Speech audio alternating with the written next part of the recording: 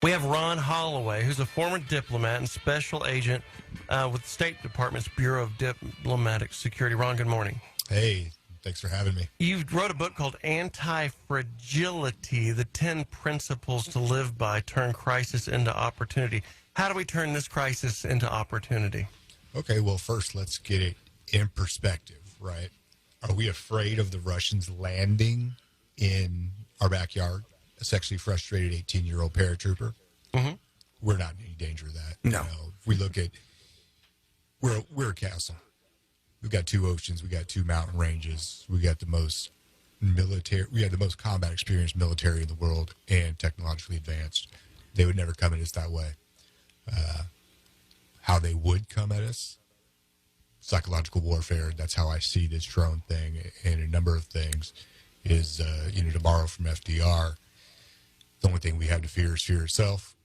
And Abraham Lincoln, a house divided can't stand. So dividing us, fear mongers playing into their hands, that kind of stuff. And now with this Trump arrest or supposed arrest, how is that going to play out as far as division in the country and pushing people towards, Timothy McVeigh level violence? Mm-hmm. Well, my friend that was a general in the Army, I was with him day before yesterday, and he was really pissed off about this, the fighter, what he called peeing on the drone. Yeah, they basically sprayed jet fuel on him. The second when they bumped him, that was an accident, really. Mm-hmm. They were trying to spray jet fuel just to harass it. Right. And it was a bad pilot, really. He came up next to him and he turned his belly to him and you can't see, and he bumped him. Right. And he bent the But prop. the video of it, he said, this is just them just peeing on our shoes. Right. That's exactly what it was. And why do you think they're doing that? Like I said, they're trying Get to in that spook mic us. a little more. Oh, okay. Yeah. Like I said, they're trying to spook us. Mm-hmm. And if you look at the Cold War, right, pilots have buzzed each other and locked on guns and turned them off, and that's kind of common. And to hit an unmanned vehicle, that's not going to push us into war. Right. But what will it do? It'll get into the media, and people will start talking about World War III. It's like Osama sending out his video that he knows is going to get played all over the world. Exactly. And even the World Trade Center, that was a symbolic attack. Terrorism's symbolic. It's psychological. It's terror. Mm-hmm. It's the same play they're using. If you look at them using the diplomatic tools, so you got 4 levers of national power: diplomacy, information, military, and economic. So when they say they're getting closer to China, that's also one of those things they do in the diplomatic tool to scare us and think that we're coming up against the evil empire. Well, when they're trying to spook us, what's the message? Leave Ukraine alone and stay out of this?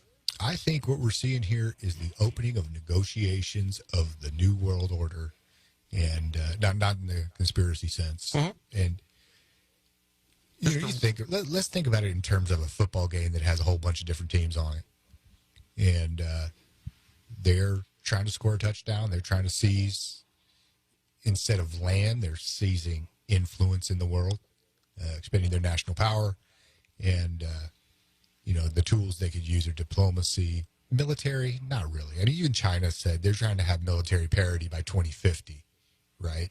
So they know they're not going to take us there, right? But when they hear people spewing hate and pushing buttons, if they see cities burning, in the blue states, or they see January 6th, man, they got big smiles on their faces. Because it's unrest. And unrest, they can sell their propaganda. We're sitting here with Ron Holloway, who's a former diplomat and special agent with the State Department. He wrote a book called Anti-Fragility, the 10 Principles to Live By, Turn Crisis into Opportunity. And it's kind of what we're talking about with, that's exactly what, you're saying here is Russia's taking some of our crisis and turning it into their opportunity. You don't believe that there's any, that they have any desire to be at war with us. It's just more poking a fire, poking a bear, and working, just trying to get yardage during an unsettled time. The country is divided, that's for damn sure. So Why are they poking at? I mean, I understand that right now we're an easy target because we're so divided. But what is it that they want from us right now? They want us to pull back. They want to take influence in the world. They want to be great powers again, superpowers. That's the big thing. I mean, you got to count these guys, the intoxication of power and also egos. You know, Putin's got everything else, but he hasn't left that mark as far as bringing the great Russia back. Right. And what's China's position, in your opinion, on all this? I think China, they've been working on, gaining influence. They're very active in Africa. They do predatory lending in other countries. So they're expanding.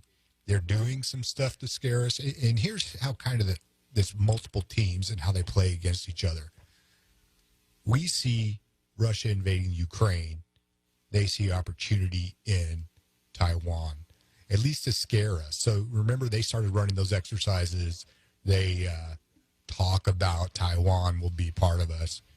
Whether or not they do it, but it sure does scare the hell out of people that were going I was to the asking World my War III. friend that was, he's a general, he's retired now in the Army. And when I was in his office in L.A. a couple of days ago, he was on a conference call with the Army. I said, what are your insiders saying? What's really going on with Russia? What's the threat? What's the next move? He said, it's not Russia that they're worried about. It's North Korea. Yeah. Because like what he is saying, what Ron Holloway is saying is that when there's upset and unrest, it gives people an opportunity to strike because their attention is off of it. And that's, we hadn't heard anything out of North Korea in a while. Well, anyway, Ron, we are out of time. I appreciate you coming in. Pitch your book real quick. So this is some knowledge, skills, abilities that I developed. I went partially blind, broke down mentally, physically. I'm one of those wounded warriors. And these are the things that got me through it. They're also the things that led to me advising people to buy Zoom stock on the day of the shutdown instead of toilet paper. And that's the opportunity. Anti-fragility, 10 principles to live by, turn crisis into opportunity. Thank you for coming in, sir, and it's great to hear your opinion. Thank you.